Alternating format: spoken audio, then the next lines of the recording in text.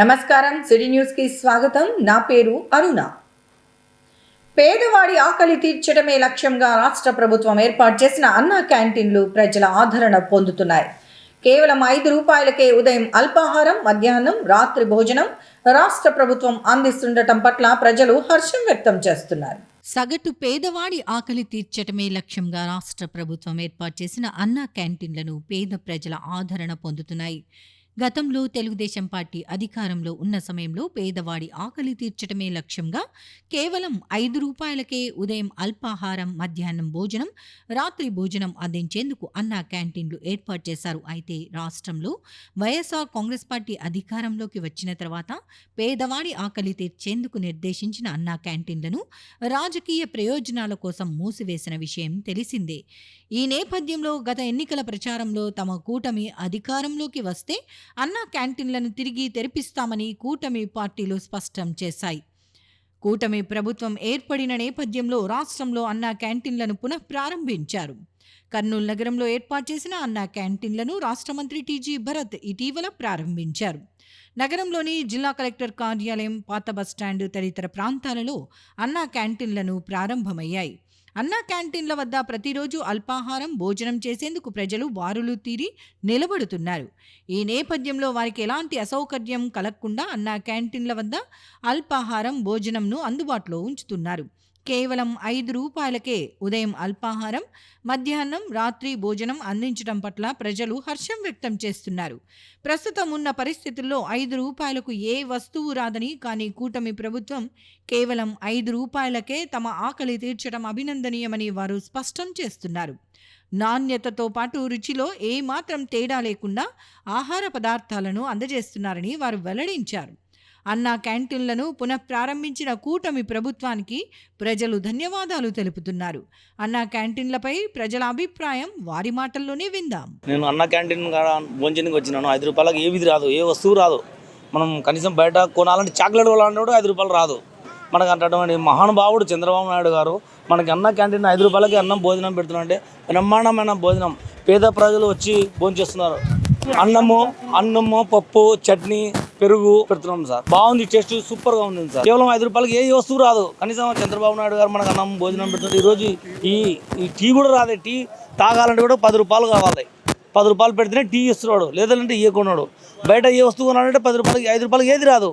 మనకు అటువంటి మహానుభావుడు మంచి ముఖ్యమంత్రి గారు మనకు మంచి పని చేసినాడు. కాబట్టి మన పేద ప్రజలకు కడుపు నుండి అన్నం భోజనం పెడుతున్నాడు. అన్నా క్యాంటీన్లో భోజనం చేసినాము, చాలా బాగుంది. 5 రూపాయలకు ఇప్పట్లో అందించడము చాలా మంచి కార్యక్రమము. బాగా ఉంది, టేస్ట్ కూడా బాగుంది. పప్పు, సాంబారు ప్లస్ కర్రీ ఒకటి, పెరుగు ఇస్తున్నారు. మంచిగా ఉంది. నైపుణ్యం గల ఆహారమే ఇస్తున్నారు మంచిగా. చాలా సంతోషం.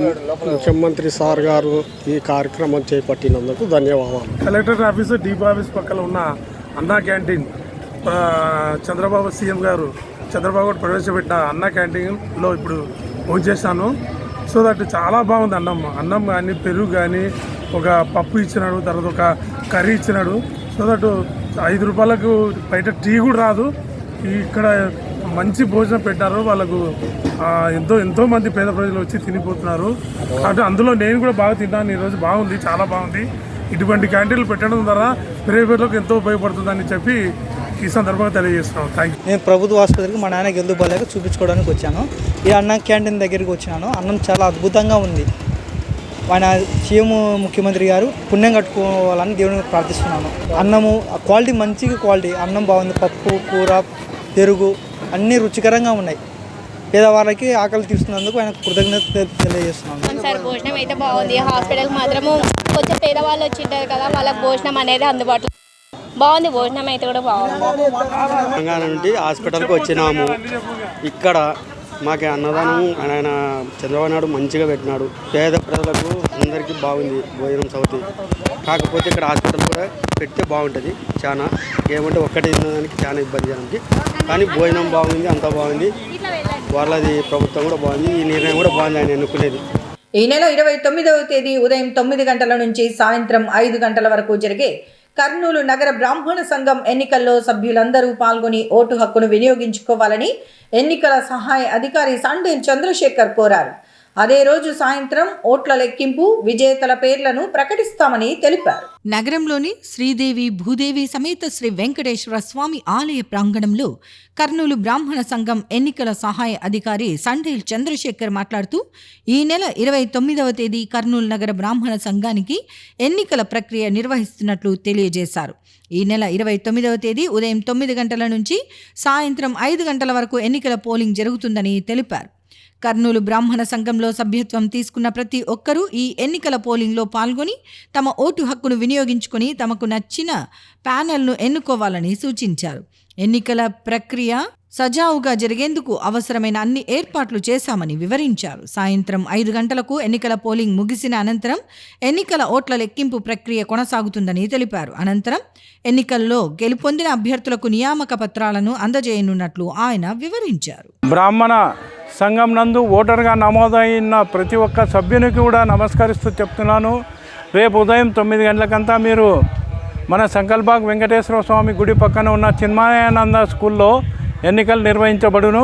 మీరు అక్కడికి అందరూ 8:30-9 లోపల రావాలని చెప్పి మీ పవిత్రమైన ఓటును వేసి మంచి సభ్యులను, మంచి ప్యానల్ను ఎన్నుకుంటారని చెప్పి కోరుకుంటున్నాము. దాని తర్వాత అభ్యర్థిని ప్రకటించడం, అతనికి విజేతగా నిలిచిన వారికి సర్టిఫికెట్లు కూడా, ధృవపత్రాలు. విద్యార్థులను కేవలం చదువుకే పరిమితం చేయకుండా అన్ని అంశాలలో తర్ఫీదు ఇవ్వటం అభినందనీయమని కర్నూలు పార్లమెంట్ సభ్యులు బస్తిపాటి నాగరాజు అన్నారు. ఈ మేరకు నగరంలోని శ్రీలక్ష్మి ఇంగ్లీష్ మీడియం పాఠశాలలో జరిగిన ఫుడ్ కార్నివాల్ కార్యక్రమంలో ఆయన ముఖ్య అతిథిగా పాల్గొన్నారు. నగరంలోని ఎన్ఆర్పేటలో ఉన్న శ్రీలక్ష్మి ఇంగ్లీష్ మీడియం పాఠశాలలో ఏర్పాటు చేసిన ఫుడ్ కార్నివాల్ అందరినీ ఆకట్టుకుంది. ఈ కార్యక్రమంలో ముఖ్య అతిథిగా కర్నూలు పార్లమెంట్ సభ్యులు బస్తిపాటి నాగరాజు పాల్గొన్నారు. ఈ సందర్భంగా జ్యోతి ప్రజ్వలన చేసి కార్యక్రమాన్ని ప్రారంభించారు. కార్యక్రమంలో శ్రీలక్ష్మి ఇంగ్లీష్ మీడియం పాఠశాల యాజమాన్యం తరపున మాధవీలత, శేషన్న, అరుణశ్రీ, దీక్షిత్ తదితరులు పాల్గొన్నారు. ఈ సందర్భంగా కర్నూలు పార్లమెంట్ సభ్యులు బస్తిపాటి నాగరాజు విద్యార్థులు ఏర్పాటు చేసిన ఆహార పదార్థాలను పరిశీలించారు. దేశంలోని వివిధ రాష్ట్రాలలో తయారు చేసే ఆహార పదార్థాలను విద్యార్థులు ఎంతో చక్కగా తయారు చేసి ఫుడ్ కార్నివాల్లో ప్రదర్శించారు. ఫుడ్ కార్నివాల్ నేపథ్యంలో పాఠశాలలో రకరకాల ఆహార పదార్థాలతో సందడిగా మారింది. ఈ కార్యక్రమాన్ని తిలకించేందుకు విద్యార్థుల తల్లిదండ్రులు అధిక సంఖ్యలో హాజరయ్యారు. ఈ సందర్భంగా కర్నూలు పార్లమెంట్ సభ్యులు బస్తిపాటి నాగరాజు మాట్లాడుతూ, నగరంలోని శ్రీలక్ష్మి ఇంగ్లీష్ మీడియం పాఠశాలలో ఏర్పాటు చేసిన ఫుడ్ కార్నివాల్ తనను ఎంతగానో ఆకట్టుకుందని తెలిపారు. విద్యార్థులకు చదువుతో పాటు ఇతర అంశాలపై అవగాహన పెంచేందుకు ఇలాంటి కార్యక్రమాలు తోడ్పడతాయని తెలియజేశారు. విద్యార్థులకు చిన్నతనం నుంచే పోషకాహార విలువలు ఉన్న ఆహార పదార్థాలపై అవగాహన కల్పించాల్సిన అవసరం ఉందని, ఇందుకు ఇలాంటి కార్యక్రమాలు తోడ్పడతాయని తెలిపారు. మన రాష్ట్రంతో పాటు దేశంలోని వివిధ రాష్ట్రాలలో తయారయ్యే ఆహార పదార్థాలను ఈ ప్రదర్శనలో విద్యార్థులు ప్రదర్శించడం అభినందనీయమని చెప్పారు. కార్యక్రమాన్ని ఏర్పాటు చేసిన పాఠశాల యాజమాన్యాన్ని అభినందించారు. అనంతరం శ్రీలక్ష్మి ఇంగ్లీష్ మీడియం యాజమాన్యం తరపున మాధవీలత, శేషన్న, అరుణశ్రీ, దీక్షిత్ తదితరులు మాట్లాడుతూ, విద్యార్థులకు చదువుతో పాటు ఇతర అంశాలపై అవగాహన పెంపొందించేందుకు తాము ఈ కార్యక్రమాన్ని ఏర్పాటు చేశామని తెలియజేశారు. ఈ కార్యక్రమంలో విద్యార్థులు తయారు చేసిన ఆహార పదార్థాలు అందరినీ ఆకట్టుకున్నాయి. విద్యార్థులు తమ ఇళ్లలో ఉండే ఆహార పదార్థాలు కాకుండా వివిధ రాష్ట్రాలలో తయారు చేసే ఆహార పదార్థాలను తయారు చేసి ఈ ప్రదర్శనలో ప్రదర్శించడం అభినందనీయమని వివరించారు. అనంతరం కార్యక్రమంలో ముఖ్య అతిథిగా పాల్గొన్న కర్నూలు పార్లమెంట్ సభ్యులు బస్తిపాటు నాగరాజును ఘనంగా సన్మానించారు. ఈరోజు కర్నూలు టౌన్లో శ్రీలక్ష్మి స్కూల్లో ఫుడ్ కార్నివాల్ ప్రోగ్రామ్ని చాలా అద్భుతంగా చేశారు. నేను అసలు ఈ ప్రోగ్రామ్ని ఆద్యంతం తిలకిస్తూ ఉంటే ఇది ఒక అద్భుతంగా కనబడుతుంది. ఎందుకంటే రకరకాలు మన ఇండియాలో ఉండే కల్చర్స్ రాష్ట్రాల్లో పలు రకాల రాష్ట్రాల్లో వారి యొక్క స్థితిగతులు, వాళ్ళు తినే ఫుడ్ను కూడా వాళ్ళంతా ఆవలింపు చేసుకొని ఏ రాష్ట్రంలో ఏ విధంగా ఉంటుంది ఫుడ్, నార్త్ ఫుడ్ ఎటుంటుంది, సౌత్ ఫుడ్ ఎటుంటుంది, మన ఈశాన్య రాష్ట్రాల ఫుడ్ ఎటుంటుంది, వాటన్నిటిని కళ్ళగట్టినట్టు వాళ్ళు తయారు చేసి పిల్లలంతా అంత చక్కగా ఏర్పాటు చేశారు. వాస్తవంగా ఈ ఫుడ్ విషయాలు పిల్లలకి అభ్యర్థించడం ముందు శ్రీలక్ష్మి స్కూల్ యాజమాన్యానికి చాలా నేను కృతజ్ఞత తెలియజేస్తున్నాను. ఎందుకంటే ఇటువంటి ప్రోగ్రామ్స్ మళ్ళీ చేసి పిల్లలను బాగా చైతన్యవంతులు చేయాలి. ఎందుకంటే మీకు ఈ ఆలోచన వచ్చినందుకు చాలా గొప్పది ఇది. ఎందుకంటే ముఖ్యంగా పిల్లలు ఇండిపెండెన్స్ అనేది ఒకటి, బిజినెస్ అనేది ఒకటి, రెండు రకాలు ఇక్కడ విభజించి వాళ్ళకి అవేర్నెస్ తేవడానికి స్కూల్ యాజమాన్యం బాగా కష్టపడింది. ఎందుకంటే ఇక్కడ ఇండిపెండెన్స్ అంటే వాళ్ళ పిల్లలకు బయట నుంచి వస్తువులు కొనుక్కొని వచ్చి తయారు చేసి వాళ్ళ మదర్కి అయితేనే వాళ్ళ బంధువులకి తయారు చేసి పెడితే ఎట్లుంటుందో వాళ్ళకి దాంట్లో బాగా అర్థం కావాలని చెప్పేసి ఒకటి ఇండిపెండెన్స్ ప్రోగ్రామ్ ఒకటి పెట్టారు. బిజినెస్ అనేది వాళ్ళు కొనుక్కొచ్చుకొని తయారు చేసి సేల్ చేస్తే మనకు 10 రూపాయలు మిగులుతుందా, రూపాయి మిగులుతుందా, నష్టం వస్తుందా, ఈ విధంగా ఈ చిన్నతనం నుంచి వాళ్ళకు అవగాహన రావాలని చెప్పేసి ఇంత మంచి ప్రోగ్రాం ఏర్పాటు చేశారు. కాబట్టి ఈ ప్రోగ్రాంను స్ఫూర్తిగా తీసుకొని అన్ని విద్యాసంస్థల్లో పిల్లల్ని ఒక ఎడ్యుకేషన్ సైడే కాదు, ఈ విధంగా సామాజిక కార్యక్రమాల్లో కూడా ముందుండి వాళ్ళు భవిష్యత్తులో ఒక చదువుతో పాటు ఇవి కూడా ఇటువంటి ప్రోగ్రామ్స్ ఏర్పాటు చేస్తూ వాళ్ళ నూతనోత్తేజానికి వాళ్ళను చైతన్యవంతులు చేయాలని చెప్పేసి కోరుకుంటున్నాను. కాబట్టి కర్నూలులో ఉండే ప్రతి స్కూల్ కూడా ఇటువంటి ప్రోగ్రామ్స్ ఏర్పాటు చేయాలని చెప్పేసి నేను ఆశిస్తున్నాను. Today we have conducted food carnival in our school. Our honorable member of parliament Sri Nagaraj Garu visited this food carnival and inaugurated the food carnival. Basically, the main aim of doing this food carnival is to develop two things in the children. One is self-sufficiency and second is business ideas. So basically self-sufficiency means the human being from childhood to adult age, everyone will help us to do some things, but afterwards we have to do our own things. So to develop these kind of things in the children, we have created this food carnival. This self-sufficiency aims to enhance the participation of the students and also their business skills.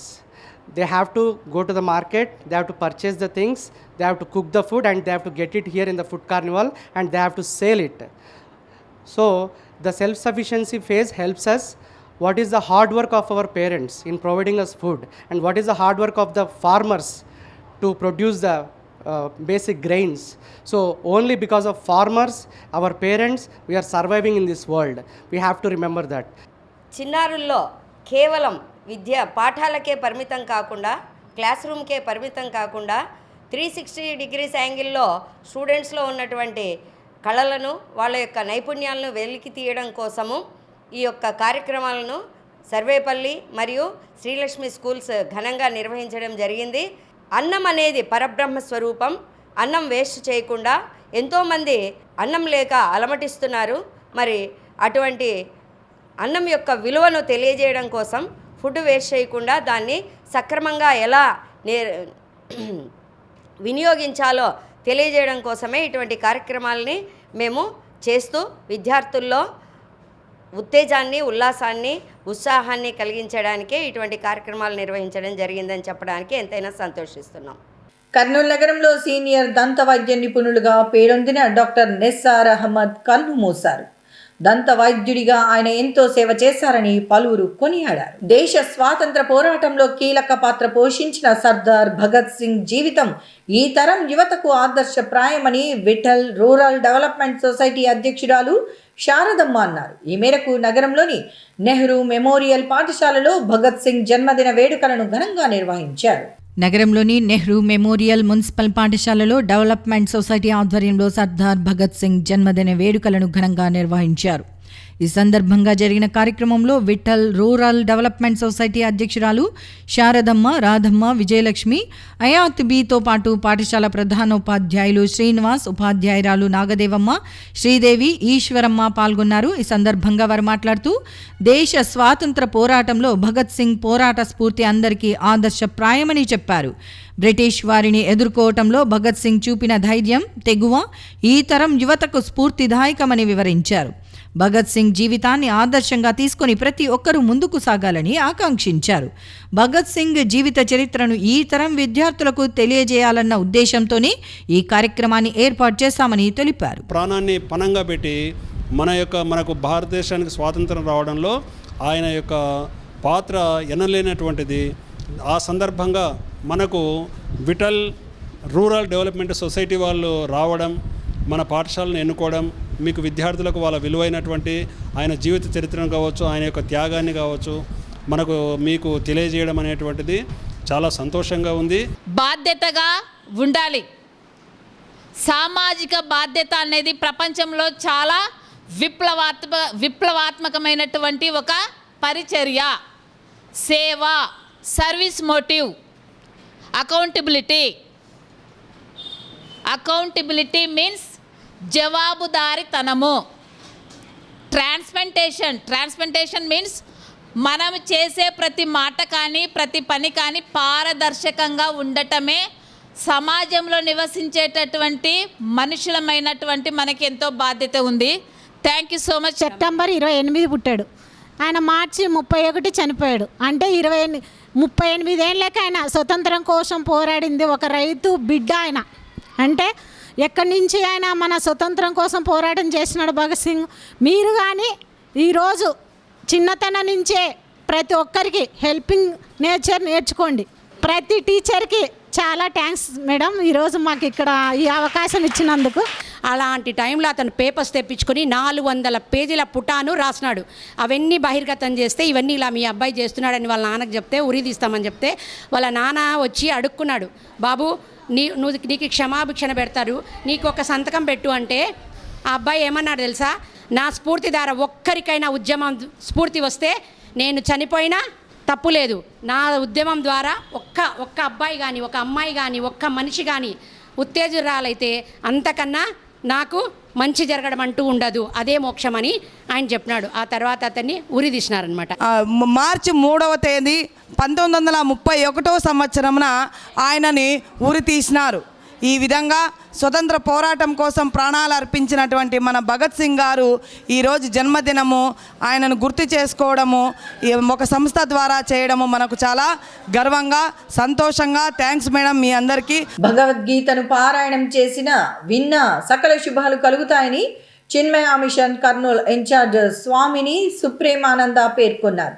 ఈ మేరకు నగరంలోని గీతా ప్రచార ధామంలో ఇందిరా ఏకాదశిని పురస్కరించుకొని సంపూర్ణ భగవద్గీత పారాయణ కార్యక్రమాన్ని నిర్వహించారు. కర్నూలు నగరంలోని శ్రీ విద్యా ప్రకాశానందగిరి స్వామి భగవద్గీత ప్రచార సంఘం అధ్యక్షులుగా ఉంటూ దాదాపు 40 సంవత్సరాలుగా భగవద్గీత వ్యాప్తికి కృషి చేస్తూ వివిధ ధార్మిక సంస్థలకు మాతృ సంస్థగా ఉంటూ ఆదర్శంగా నిలిచిన డివి రమణకు గీతారత్న పురస్కారం లభించటం అభినందనీయమని పలువురు ధార్మిక సంస్థల ప్రతినిధులు కొనియాడారు. కర్నూలు నగరంలోని సంకల్బాగ్లో ఉన్న గీతా ప్రచార ధామంలో డివి రమణకు సన్మాన కార్యక్రమం నిర్వహించారు. ఈ కార్యక్రమానికి ముఖ్య అతిథిగా హాజరైన విశ్వ హిందూ పరిషత్ రాష్ట్ర అధ్యక్షులు నందిరెడ్డి సాయిరెడ్డి మాట్లాడుతూ ధార్మిక సంస్థలకు వారు స్ఫూర్తిదాయకంగా నిలిచారని, అంకిత భావంతో క్రమశిక్షణతో నమ్మిన సిద్ధాంతం కోసమే జీవిస్తున్న వ్యక్తి అని కొనియాడారు.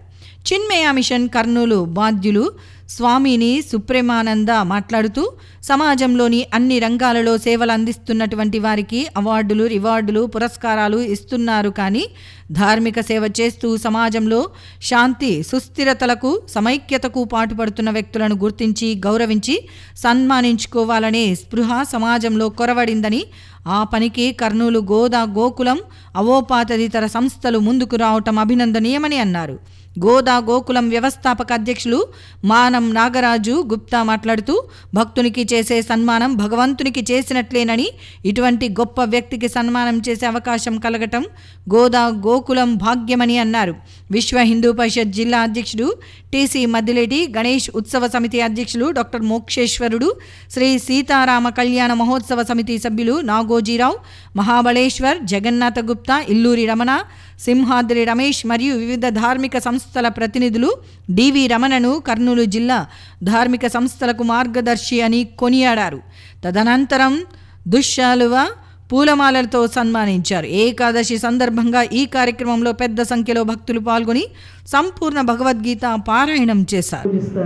అలాంటి వాళ్ళు నన్నే పొందుతారు, దాంట్లో సంశయమే లేదు. There is no doubt about it, there is no doubt. ఆయన ప్రామిస్ చేస్తున్నాడు, ఆయన పరమాత్మ.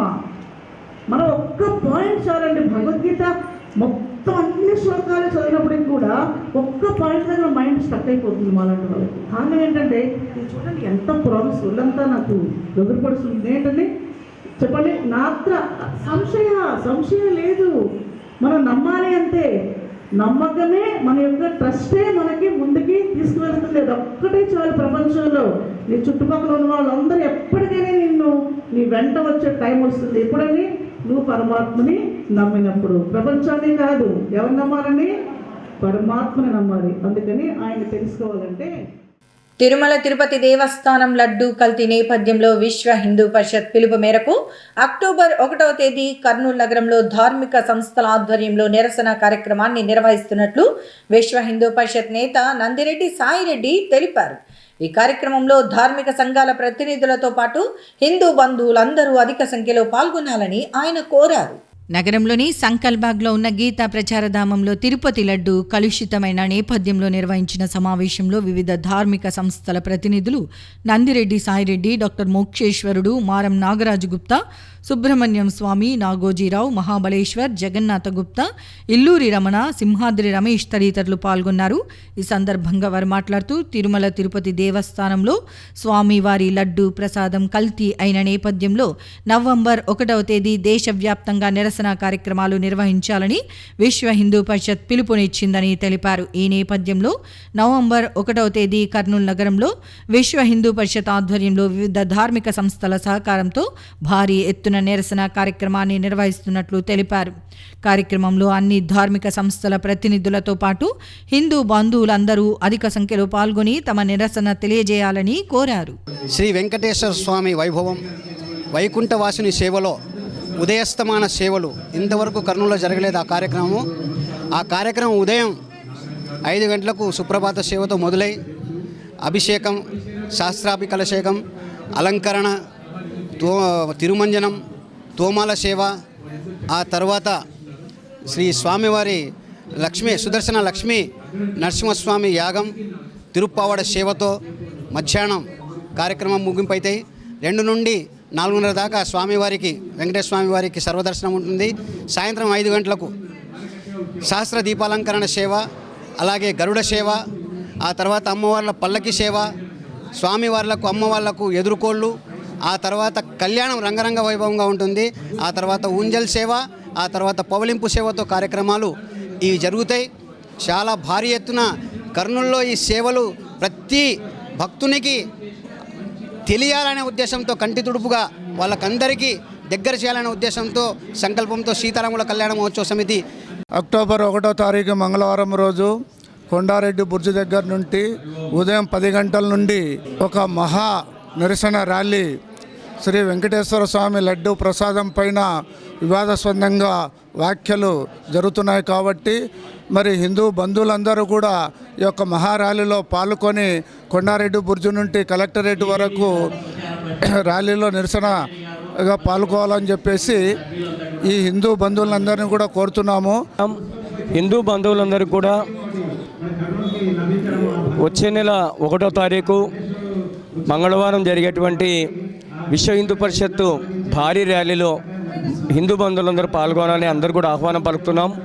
తిరుమల శ్రీవారి ప్రసాదం లడ్డు ప్రసాదం పైన జరిగేటువంటి కల్తీ సంబంధించిన అధికారులు ఎంతటి వాళ్ళను కూడా వాళ్ళని శిక్షించాలని కోరుకుంటున్నాం. అలాగే హిందూ సనాతన బోర్డు అని ఒక బోర్డు ఏర్పాటు చేయాలనేటువంటి పిలుపునిచ్చినటువంటి డిప్యూటీ సీఎం పవన్ కళ్యాణ్ గారిని కూడా మేము సమర్థిస్తున్నాము. అలాగే రాబోయే కాలంలో కూడా హిందూ బంధువులందరూ కూడా ఐక్యతగా ఉండాలి, ఐక్యత సాధించాలి. అటువంటి ఐక్యత సాధించే దిశగా విశ్వ హిందూ పరిషత్ చేస్తున్నటువంటి ఈ యొక్క భారీ ర్యాలీలో అందరూ కూడా పాల్గొని మీ సంఘటితం తెలిపి విజయవంతం చేయాలని కోరుకుంటూ జై శ్రీరామ్. జై శ్రీరామ్. ఈ యొక్క కర్నూలు నగర హిందూ సమాజానికి విజ్ఞప్తి, రేపు 1వ తేదీ మంగళవారం ఈ యొక్క యావత్ హిందూ సమాజం అంతా తిరుమల తిరుపతి దేవస్థానము మహాప్రసాదానికి జరిగిన అవమానాన్ని, అపచారాన్ని ఒకసారి నిరసన తెలియజేస్తూ, అలాగే ఆల్ ఇండియా విశ్వ హిందూ పరిషత్ నిర్ణయించింది ఇది యావత్ దేశంలో ఎటువంటి ఎండోమెంట్స్ ఉండకుండా హిందూ సమాజానికి అప్పజెప్పాలని ఆ యొక్క ఈ ఎండోమెంట్స్ డిపార్ట్మెంట్లో ఉన్నందువలనే ఇటువంటి అపచారాలు ఆచారాలు అన్నీ విధ్వంసం అవుతున్నాయి.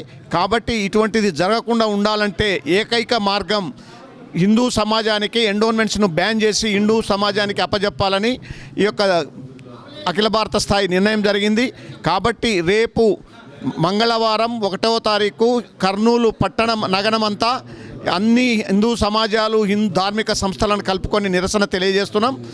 అదేవిధంగా యావత్ భారతదేశంలో అన్ని రాష్ట్రాలలో రాష్ట్ర హెడ్ క్వార్టర్స్లో ఈ విధమైన నిరసనలు ఎన్ని జరుగుతాయి. లాంగ్ రన్లో ఎప్పుడైతే పూర్వము ఏ విధంగా అయితే రామ మందిర నిర్మాణానికి ఎటువంటి లాంగ్ టర్మ్ ప్లానింగ్ జరిగిందో ఆ విధంగా ఈ ఎండోన్మెంట్స్ డిపార్ట్మెంట్ రద్దు చేసేంత వరకు ఇది ముందుకెళ్తాదని తెలియజేస్తూ మీరు అందరూ సహకరించవలసింది కోరుతున్నాం. ప్రతి ఒక్కరూ తమ సంపాదనలో ఎంతో కొంత భాగాన్ని సామాజిక సేవా కార్యక్రమాలకు వినియోగించాలని senior gastroenterologist doctor Shankar Sharma అన్నారు.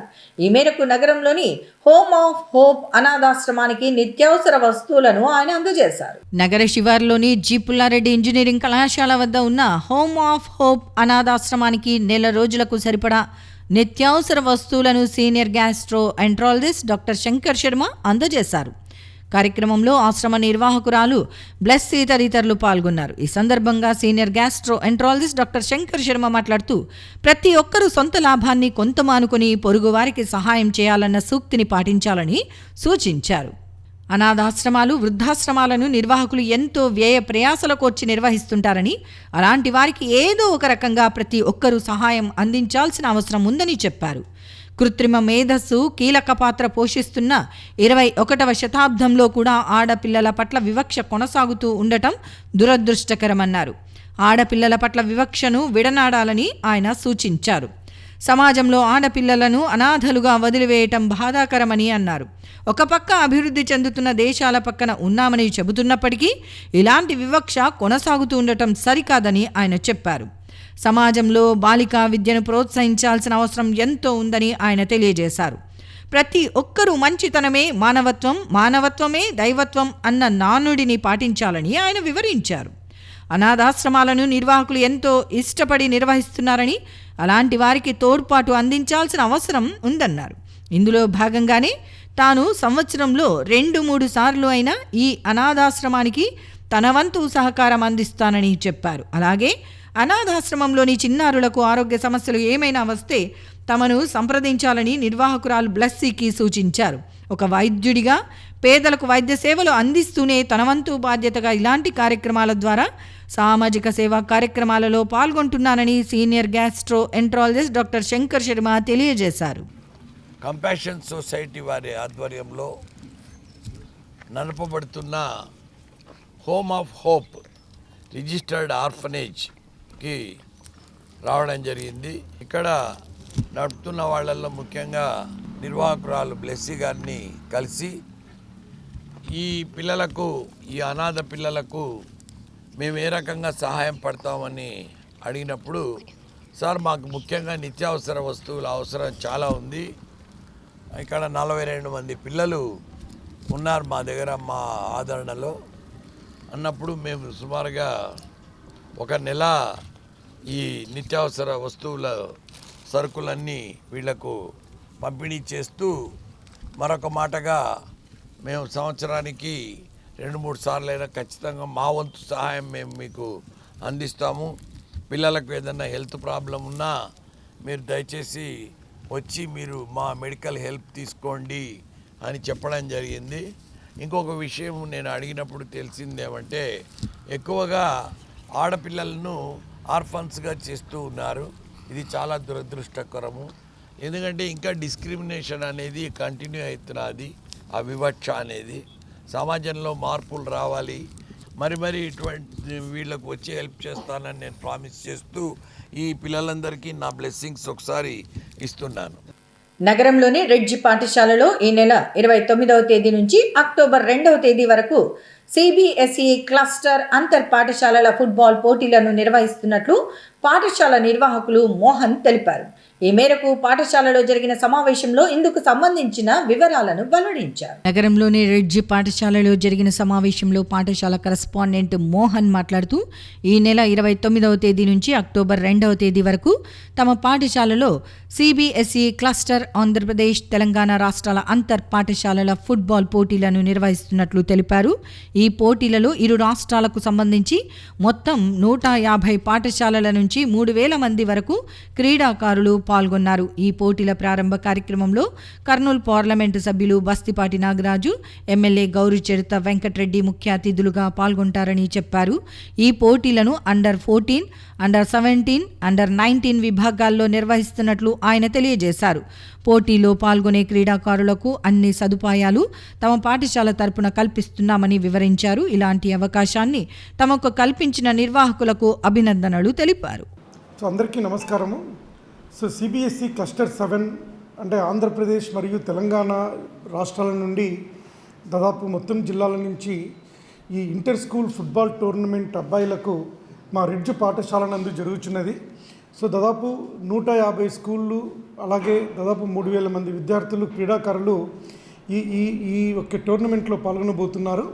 సో ఈ టోర్నమెంట్లో అండర్ 14, అట్లాగే అండర్ 17, అండర్ 19 అంటే దాదాపు 3 కేటగిరీస్లో జరుగుతుంది ఈ టోర్నమెంట్. రేపటి నుంచి అంటే 29 సెప్టెంబర్ నుంచి మొదలుకొని అక్టోబర్ 2వ తేదీ వరకు ఈ యొక్క ఫుట్బాల్ టోర్నమెంట్ అనేది జరుగుతుంది. మన కర్నూలు ఎంపీ అయినటువంటి నాగరాజు గారు రేపు ఈ కార్యక్రమానికి హాజరవుతున్నారు. అలాగే ఈ కార్యక్రమానికి బైరెడ్డి శబరి మేడం గారిని, మన నంద్యాల ఎంపీ గారైనటువంటి బైరెడ్డి శబరి మేడం గారిని, అలాగే మన పాణ్యం నియోజకవర్గం ఎమ్మెల్యే అయినటువంటి గౌరు చరితమ్మ గారిని ఆహ్వానించడం జరిగింది. సో గౌరు చరితమ్మ మేడం గారు కూడాను ఈ ఆహ్వానానికి వస్తున్నారు. శబరి మేడం గారు ఢిల్లీలో ఉన్నటువంటి కార్యక్రమాలలో ఆల్రెడీ ప్రీ ఫిక్స్డ్ అపాయింట్మెంట్స్ ఉండడం వల్ల మేడం రాలేకపోతున్నారు. ఇక్కడ కర్నూలులో మన రిడ్జ్ స్కూల్ పాఠశాలలో సిబిఎస్ఈ స్కూల్ గట్టి చెప్పమంటారు రిడ్జ్ స్కూల్ కర్నూలులో ఈ 29th సెప్టెంబర్ నుంచి 2వ తారీఖు వరకు కూడా ఇక్కడ football tournament CBSE cluster 7 AP Telangana schools నుంచి దగ్గర మోర్ దెన్ 150 స్కూల్స్ వరకు కూడా మనకు పాల్గొనడం జరుగుతుంది. సుమారు 3000 మంది విద్యార్థులు 3 కేటగిరీస్లో అంటే అండర్ 14, అండర్ 17, అండర్ 19 కేటగిరీస్లో ఇక్కడ 4 days వాళ్ళు ఉండి వాళ్ళ క్రీడా స్ఫూర్తిని ప్రదర్శించనున్నారు. ఇక్కడ నాకౌట్ బేసిస్లో టోర్నమెంట్ జరుగుతుంది. మరియు ఇక్కడ విన్ అయినటువంటి టీమ్స్ వచ్చేసి మళ్ళీ మనకు మధ్యప్రదేశ్లో మనకు నేషనల్స్ ఆర్గనైజ్ చేస్తున్నారు. సో ఆ టీమ్ డైరెక్ట్గా విన్ అయినటువంటి టీమ్స్ ఏవైతే అండర్ 14లో, అండర్ 17లో, అండర్ 19లో విన్ అయిన టీమ్స్ నేషనల్స్లో పార్టిసిపేట్ చేస్తారు. సో అక్కడ నేషనల్స్లో ఎవరైతే విన్ అవుతారో వాళ్ళకి అక్కడ ప్రైజ్ డిస్ట్రిబ్యూషన్ కానీ అక్కడ జరుగుతుంది. ఇంతటితో సిటీ న్యూస్ సమాప్తం. తిరిగి రేపు ప్రసారమయ్యే సిటీ న్యూస్లో మళ్ళీ కలుసుకుందాం. అంతవరకు సెలవు. నమస్కారం.